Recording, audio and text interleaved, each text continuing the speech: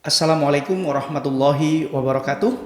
Perkenalkan, nama saya Khairul Anwar dari CGP Jember 3. Di sini saya akan menyampaikan demonstrasi kontekstual di modul 1.3. Baiklah, kita akan langsung memulai. Here we go. We're gonna start from menerapkan inquiry apresiatif untuk membantu mewujudkan visi saya ke depan. Baik, ini adalah visi besar saya pada akhirnya nanti, mewujudkan peserta didik yang memiliki profil pelajar Pancasila yang berwawasan global. Apa itu profil pelajar Pancasila? Ada 6 nilai yang ada dalam profil pelajar Pancasila. Yang pertama adalah beriman, bertakwa kepada Tuhan Yang Maha Esa dan berakhlak mulia, berkebinekaan global, bergotong royong, mandiri, bernalar kritis dan kreatif. Yang berikutnya, apa itu wawasan global? Yaitu membentuk pribadi yang memiliki pola pikir terbuka, maju, modern, dan memiliki kompetensi bahasa asing, dalam hal ini adalah bahasa Inggris yang baik. Itu adalah visi besar saya. Nah, di presentasi kontekstual ini, saya akan lebih fokus apa visi kecil yang ingin saya kembangkan terlebih dahulu. Saya akan memulai dengan sebuah pertanyaan yang kita tahu bahwa untuk menerapkan metode inquiry apresiatif itu juga ada pendekatan bagja. Nah, di situ ada pertanyaan yang akan saya tuangkan bagaimana visi kecil ini nantinya terukur dan terevaluasi dengan baik. Bagaimana menumbuhkan minat belajar bahasa Inggris di tengah pandemi? Kiat apa saja yang bisa saya bangun dengan lebih efektif dan menyenangkan? Bagaimana meningkatkan keterlibatan murid dengan cara dan ragam yang berbeda? Nah, tindakan saya yang pertama adalah tentu saja berkolaborasi dengan IT sekolah. Karena kita tahu di masa pandemi ini pembelajaran dilaksanakan melalui virtual room, yaitu ada WA group discussion dan juga ada LMS. Di sekolah kami menggunakan MS Team. Nah, di sini saya bekerja sama dengan IT sekolah untuk mendesain ruang belajar yang saya kasih ruang belajar asik, yaitu melalui WA group yang saya kasih judul Our Happy Room. Yang berikutnya, saya juga berkoordinasi dan berkolaborasi dengan teman sejawat, yaitu dengan teman-teman MGMPS Bahasa Inggris di sekolah saya. Yang ketiga, menciptakan kegiatan pembelajaran yang kondusif bagi murid serta mudah diakses dalam pembelajaran online mereka. Tentu saja, WA akan menjadi salah satu opsi yang pertama yang saya lakukan.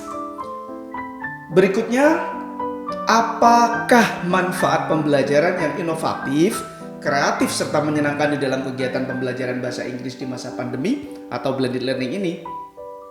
Tentu banyak sekali, dan tindakan saya, kegiatan tersebut dapat dilakukan dengan kolaboratif dengan rekan sejawat dan juga bersama dengan siswa sejenjang ataupun selevel. Suatu contoh, saya mengajar di kelas 12. Bagaimana mengembangkan kemampuan kosakata yang kita tahu dalam konteks bahasa Inggris, kosakata menjadi masalah terbesar siswa saat ini. Secara grammar mereka mampu, tetapi mereka sangat sulit berbicara menggunakan bahasa Inggris karena keterbatasan kosakata. Dengan media interaktif yang sesuai dengan kodrat zamannya, yaitu melalui gawai yang sudah mereka punya, maka hal tersebut akan sangat membantu. Yang berikutnya, membuat kesepakatan dengan siswa dalam berkolaborasi dan belajar di ruang virtual.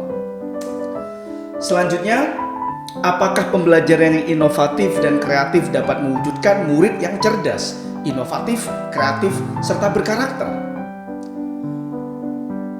Tentu, tindakan saya pertama melaksanakan pembelajaran yang berfokus kepada siswa yang merdeka. Artinya, merdeka belajar di sini tentu saja kita ingin sebagai pemimpin pembelajaran itu memberikan ruang-ruang kebebasan mereka, bukan hanya sekedar membahas nilai LKS yang ada di kelas sehari-hari.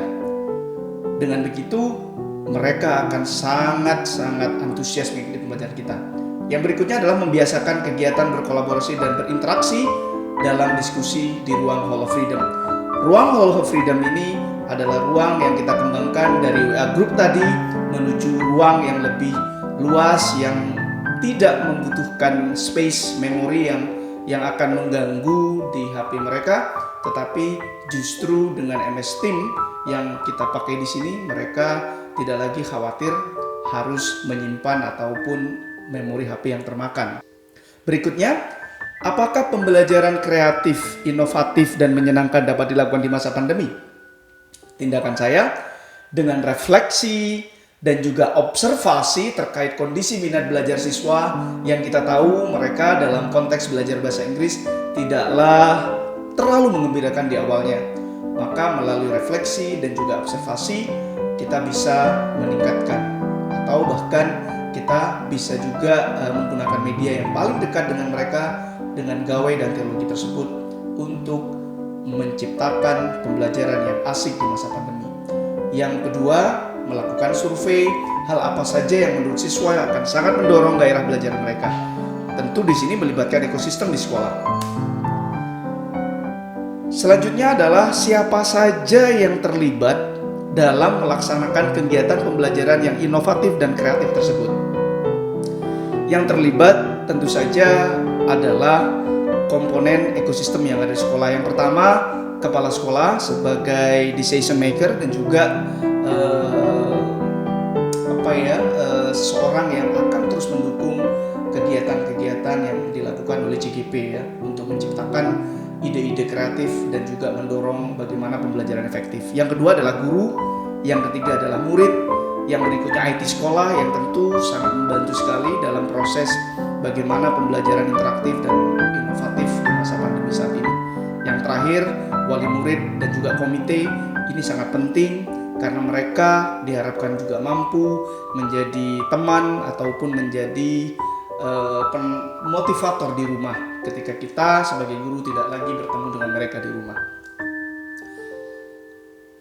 Apa saja yang harus dilakukan oleh CGP untuk mencapai keberhasilan kegiatan tersebut? Tindakan saya melakukan evaluasi dan refleksi secara berkala untuk terus mendapatkan hasil yang maksimal, berdiskusi dengan rekan sejawat di MGMPS untuk masukan dan saran demi hasil yang baik, membuat program tindak lanjut tentang pembelajaran inovatif dan kreatif dalam pembelajaran bahasa Inggris terutama, karena memang saya adalah guru bahasa Inggris dan di masa pandemi ataupun blended learning yang kita tahu ada kesempatan kita bertatap muka cuman sekali lagi karena harus terbatas, ada yang harus di rumah dan juga harus di sekolah. Maka saya yakin dengan proses dan juga beberapa tindakan yang sudah kita rencanakan akan berhasil dan juga lebih maksimal pada akhirnya. Itulah dan inilah tagline yang seperti biasa sebagai calon guru penggerak, yaitu tergerak, bergerak, dan menggerakkan. Terima kasih dan salam bahagia. Wassalamualaikum warahmatullahi wabarakatuh.